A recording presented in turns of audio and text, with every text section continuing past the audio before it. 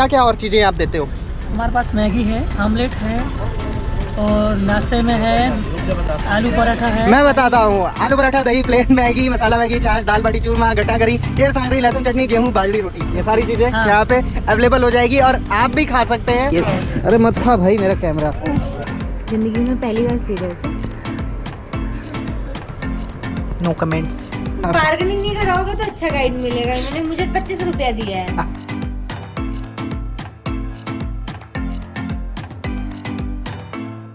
तो बड़ा बाग में मैं उतर चुका हूँ और ये आप देख रहे होंगे पूरा मंदिर जैसा यहाँ पे बना हुआ है। देखते हैं करीब से कैसा है और आपको भी दिखाते हैं। जैसलमेर का बड़ा बाग शाही शासकों को समर्पित छतरियों के लिए प्रसिद्ध है, जिसमें जैसलमेर के राजाओं की कब्र बनी हुई है, जिसमें से सबसे प्राचीन कब्र राजा महारावल जैत सिंह की है। शाही छतरियों के अलावा यहाँ पानी टंकी, जैतसर बांध और एक बगीचा भी स्थित है और यहाँ से विंड मिल का भी खूबसूरत व्यू दिखाई देता है। बड़ा बाग में आप इन महलों को देखेंगे तो यहाँ पर आप काफ़ी फ़ोटोशूट वगैरह करवा सकते हैं। बहुत ही प्यारा लगता है यहाँ पर। और यहाँ पे जब मैं आया था तो इन्होंने मेरी गाइड बनी हुई है और ये मेरे को बता रहे थे यहाँ पे बहुत बड़ा सा बाग होगा। एक अलग ही इमेजिनेशन क्रिएट हुई थी। कहाँ है बाग? राजस्थान के बाग ऐसे ही होते हैं। राजस्थान एक सूखी जगह है। मान लिया ठीक है। इन्होंने बोला था कि लेक भी यहाँ पर होगी बड़ा बाग के सामने। ये है लेक। वो ये आप देखो, यही है। और यहाँ का पानी अभी सूख गया है। थोड़े दिन में जब बारिश आएगी, कभी 1-2 साल में एक बार ही बारिश होती है, तो जिस साल मतलब बारिश होती है उस साल यहाँ पे पानी। ऐसे गाइड से दूर रहें और बार्गेनिंग नहीं कराओगे तो अच्छा गाइड मिलेगा। इन्होंने मुझे 25 रुपया दिया है। 100 रुपए की फीस में 25 रुपया। इसके बाद मैं पहुंचा व्यास छतरी पर, जो कि बड़ा बाग की तरह ही शमशान है और यहाँ पर ब्राह्मणों का अंतिम संस्कार किया जाता था। साथ ही ये प्लेस सनसेट के लिए भी मशहूर है। हाँ, बहुत प्यारा सा गोल मटोल सा हमारा सूरज दिख रहा है। जैसलमेर में अगर आप घूमने फिरने आ रहे हैं तो अपने साथ सनग्लासेस और कैप, ये सारी चीज़ें, सनस्क्रीन ज़रूर रखें, क्योंकि धूप तो कभी भी हो सकती है यहाँ पे और स्किन वगैरह बर्न हो सकती है। हालांकि अभी मैं जिस टाइम आया हूँ ऐसा प्रॉब्लम नहीं है। और दूसरी चीज़, कैप इसलिए कह रहा हूँ क्योंकि यहाँ पे रेत बहुत उड़ती है, तो उसकी वजह से आपके बाल ख़राब हो सकते हैं और रेत वेत जाती है तो आप देख ही रहे हो थोड़ा सा बाल, तो ये सब प्रॉब्लम होती है। और सनग्लासेस तो भाई स्टाइल के लिए भी ज़रूरी है और बाकी दूसरी चीज़ों के लिए भी ज़रूरी है।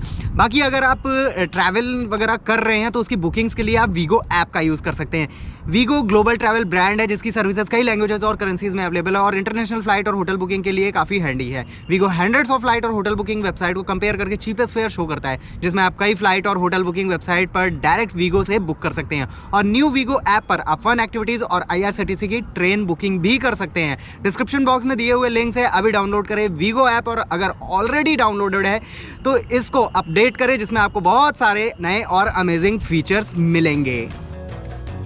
जैसलमेर में यूं तो पानी की बहुत किल्लत है, पर यहाँ के गडीसर लेक को देखकर आपको बिल्कुल भी ऐसा नहीं लगेगा, क्योंकि ये लेक काफी भरी हुई है और यहाँ आप बोटिंग भी कर सकते हैं। और यहीं पर मैं पहुंचा हालो कैफे में, जहाँ लेक के किनारे आप व्यूज के साथ टेस्टी फूड्स एंजॉय कर सकते हैं और कुछ काम भी निपटा सकते हैं। जैसा कि आप सभी जानते हैं कि जैसलमेर में गर्मी पड़ती है, तो सबसे पहले मैंने मंगाया है ओरियो शेक। ये पूरा इसमें आया हुआ है और पूरा एक तरह से जार है ये, और जार भर के पीने में आपको मज़ा भी आएगा। और गला भी इस टाइम मेरा सूख रहा है, तो इसको ज़रूर ले लें, मज़ा आएगा। जिंदगी में पहली बार पी रहे थे। No comments. गडीसर लेक पर मार्केट भी है, जहां आप शॉपिंग करने के साथ कुछ हल्के स्नैक्स को भी टेस्ट कर सकते हैं।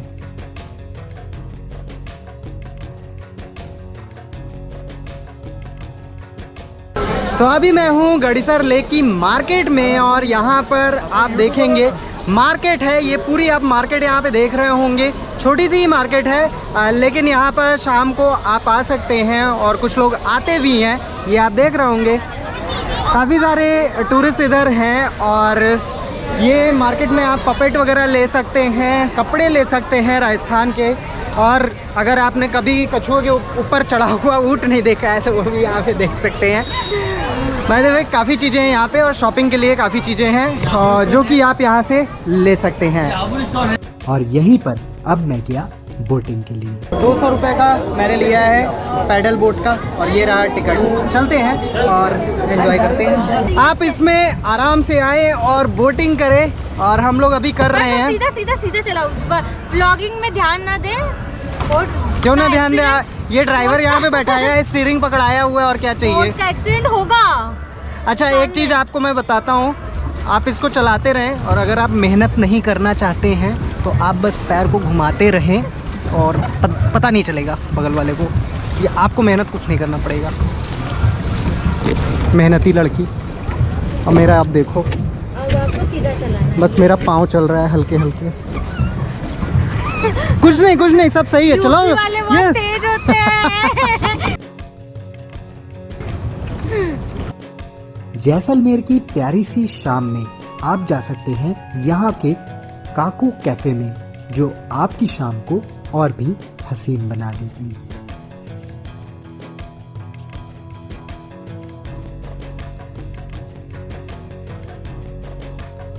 अभी मैं जैसलमेर में रूफटॉप कैफे पर हूँ, जहाँ से बहुत ही प्यारा सा व्यू दिख रहा है और उससे भी शानदार यहाँ पर वेदर। आपको चांदनी रात में मैं बैठा हूँ, अंधेरा है, आप लोग को शायद अभी समझ में नहीं आएगा, बट बहुत ही यहाँ पे अच्छा मोमेंट आपको मिलेगा। ये आप देख रहे होंगे नीचे, यहाँ पे काफ़ी अच्छा अरेंजमेंट है। यहाँ आप रिजर्व कर सकते हैं और बैठ सकते हैं और खा पी सकते हैं आराम से।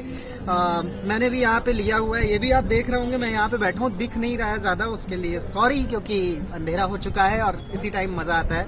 और ये एक तरफ चाय है, एक तरफ ये शेक है, तो एक बार पहले मैं ये पीऊँगा, फिर उसके बाद शेक भी ठंडा गर्म होगा। ओके, कोई प्रॉब्लम नहीं, पहले से करता आया हूँ, आप ना करें, पर बहुत अच्छा लगेगा। और मतलब व्यू है, मौसम है और शायद आप अपने पार्टनर के साथ आएँ तो बहुत ही अच्छा ये मोमेंट भी आपके लिए बन जाए।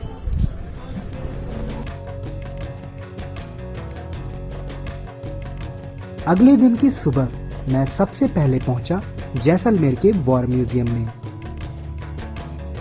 इस म्यूजियम को शहीदों को श्रद्धांजलि देने के लिए बनाया गया है और यहाँ न केवल इंडिया के टैंक्स देखने को मिलेंगे बल्कि पाकिस्तान के भी टैंक्स रखे हैं। जैसलमेर के वॉर म्यूजियम की मैंने एंट्री टिकट ले ली है और इसमें 2 टिकट आपको मिलेंगे। एक 25 रुपीज़ का होगा, जो कि डॉक्यूमेंट्री मूवी चलती है लगभग 12 मिनट की, उसकी होती है, और दूसरी जो होती है वो 30 रुपीज़ की होती है, वो एंट्री टिकट होती है।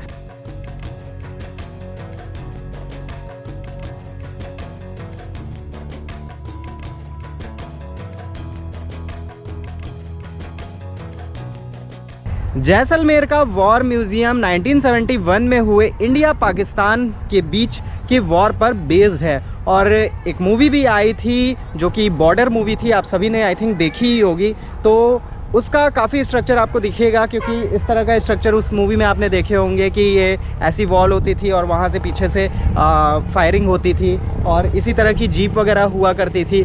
तो वो सब चीज़ें आपको यहाँ के वॉर म्यूज़ियम में देखने को मिलेगी।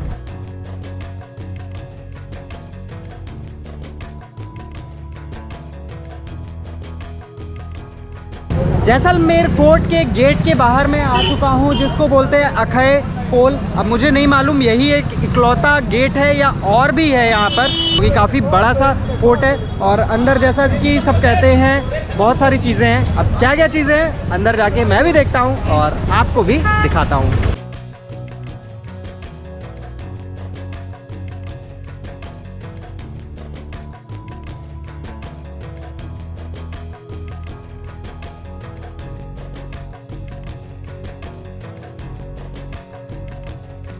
जैसलमेर फोर्ट में जैसे जैसे मैं आगे बढ़ रहा हूँ, मुझे लग रहा है कि मैं जयपुर के आमेर फोर्ट में घूम रहा हूँ, क्योंकि पहला दरवाज़ा का नाम तो अलग था, लेकिन उसके बाद यहाँ पर आया है सूरज पोल और अब ये आ चुका है गणेश पोल।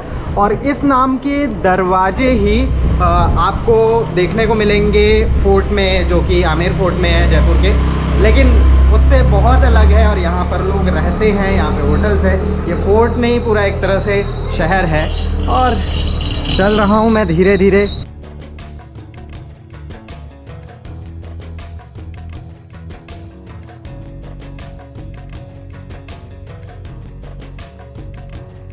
तो जैसलमेर के फोर्ट में जो गेट्स थे वो सारे ख़त्म करके मैं आ गया हूँ बीचों बीच में, और यहीं से शुरुआत होती है कह सकते हैं एक तरह से। एक तरफ महाराजा का महल है, एक तरफ महारानी का महल है, एक तरफ जैन टेम्पल है और आगे हवेलियाँ हैं कुछ। और उसी रास्ते पे अभी चल रहे हैं, कई सारे मंदिर मुझे यहाँ पे दिख रहे हैं, तो वहाँ पे अभी मैं जाऊँगा। जैसलमेर का किला सोनार किला के नाम से भी जाना जाता है और इसका निर्माण भाटी नरेश महारावल जैसल ने 1156 ईस्वी में करवाया था, इसलिए इसका इतिहास लगभग 1000 साल पुराना है।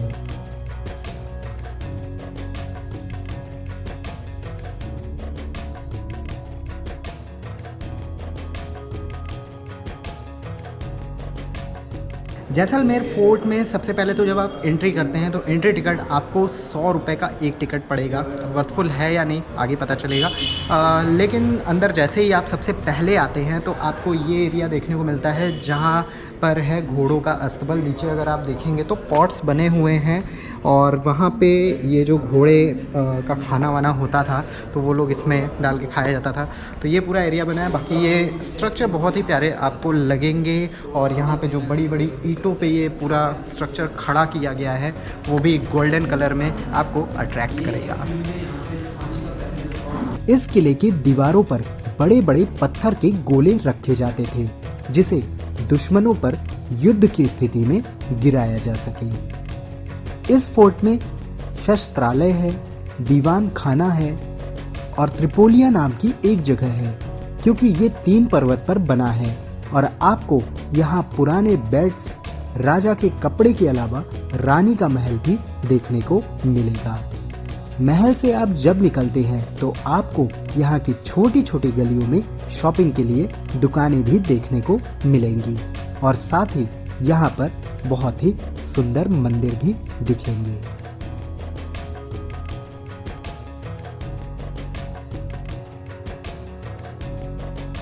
जैसलमेर किले की खास बात ये है कि यहाँ पर लोग रहते भी हैं इस किले में। और यहाँ पे ये जो आप देख रहे हैं ये घर यहाँ पे रहने के लिए है और इसके साथ ही यहाँ पे होटल्स हैं, कैफ़े हैं, मतलब काफ़ी कमर्शलाइज भी हो चुका है। तो काफ़ी सारी चीज़ें अंदर ही आपको मिल जाएंगी, आप यहाँ पे रुक भी सकते हैं।